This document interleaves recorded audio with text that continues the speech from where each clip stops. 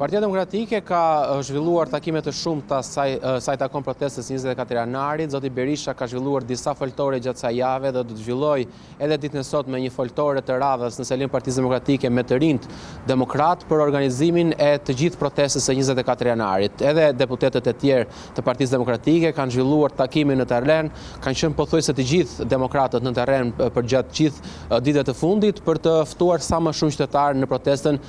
e nesërme, ku sipas tyre kjo do jetë një nga protestat më të mëdha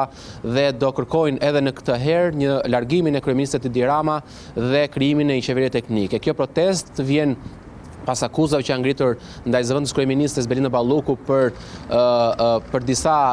shkelje të barazisë në tendera dhe korrupsion dhe sipas demokratëve Sonja Balluku nuk do të qëndrojë më në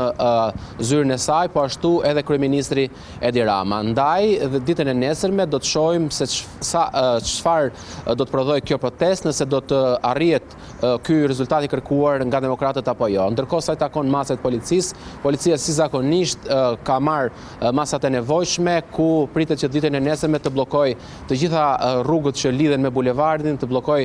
bulevardin kryesor, por edhe të blindoj kryeministrinë me forca të shumta policie, siç zakonisht ndodh.